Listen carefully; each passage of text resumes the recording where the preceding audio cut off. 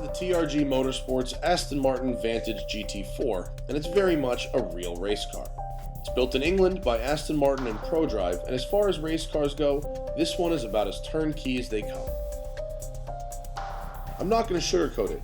The GT4 exists so that wealthy people with Steve McQueen dreams can leave the office on Friday, meet up with TRG at the track on Saturday, and enter a pro-level race on Sunday. Racing of any form is an expensive proposition, and when you throw exotic cars into the mix, it's even more so. That's why the Vantage GT4 is special. It's designed to reduce the learning curve, to allow an amateur driver to literally get up to speed quickly, comfortably, and safely, all while looking and sounding staggeringly good. The look on my face here may read intimidation, but this is the first lap of the first session, and I'm in a borrowed $200,000 race car that has to compete the next day.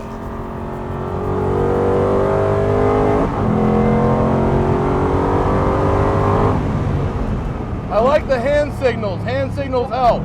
Yeah, that's good. Keep doing that. Basically, the team is built and designed to put together sports car programs that win endurance races. Porsche is a great car. We've had great success with it.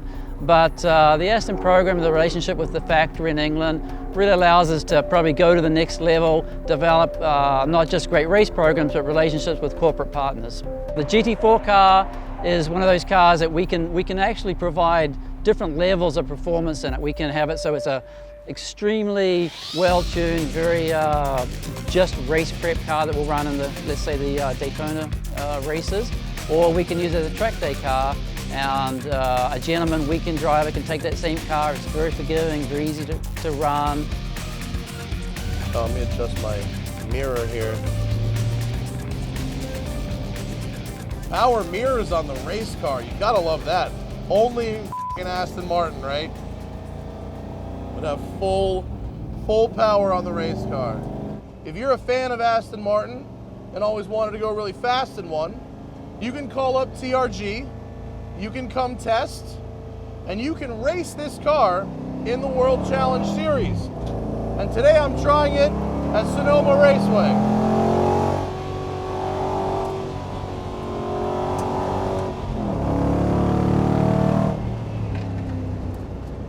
Because this car is 80% based on a street car,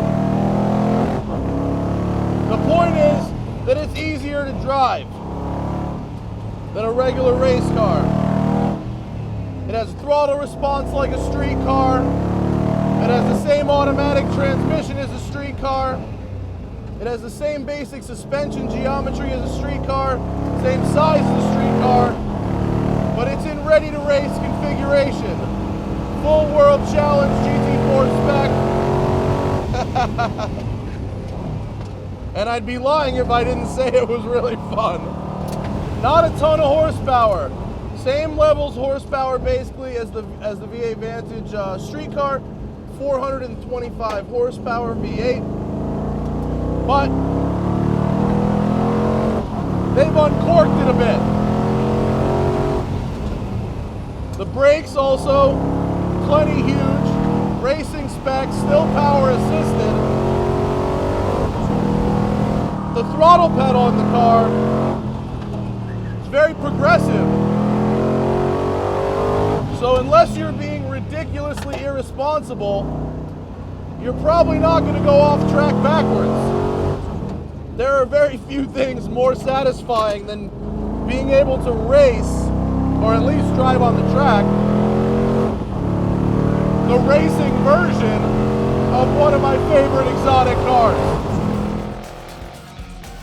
It's a real race car. The car starts life as a Vantage, but it's built in England by a racing organization called ProDrive, and the car is totally disassembled, puts in a full race cage, a fuel cell, all the safety systems, the brakes are upgraded, the electronics are modified, engine is remapped. So compared to the street car, it stops better, it accelerates faster, and it handles better. Probably one of the keys for us is also the safety factors. The cars that we're running here in the States are built to Grand Am specs, which means they've got a much upgraded safety system, full fire system, belts, and including a full Grand Am roll cage, which has door intrusion, protection, things like that. So the car is not just developed to be more performance orientated, but it's as safe as we can make it as well.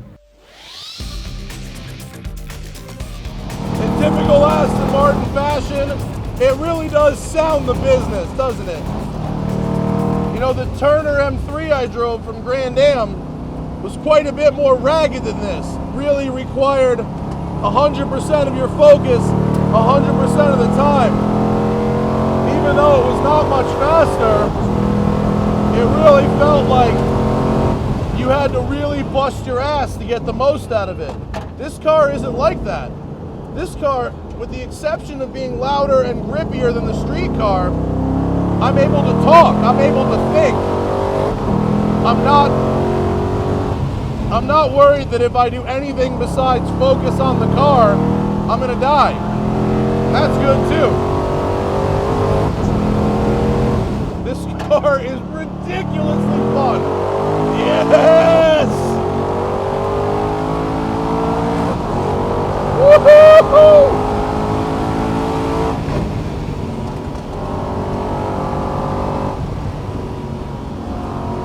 Plenty of grip here from these Pirelli slicks. Lots of grip there. There's something so gentlemanly about it, and I'm like, if I'm gonna be a gentleman driver, I need to be driving a gentleman's car.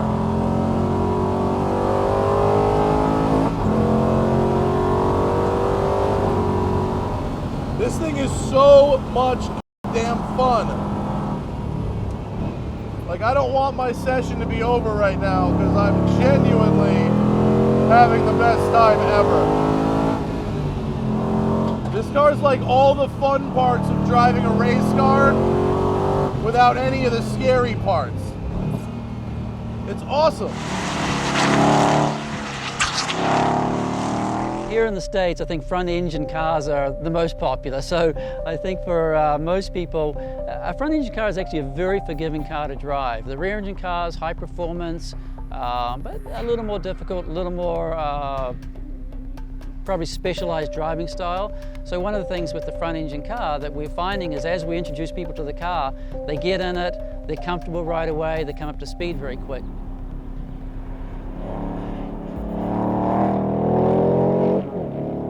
What's really nice about this car is honestly that it's easy to drive. I'm not a professional racing driver. Most of the people who race these cars are not professional racing drivers. I have a background in street cars, so to me, driving a race car that feels a little more like a street car is actually a very good thing. It's less intimidating.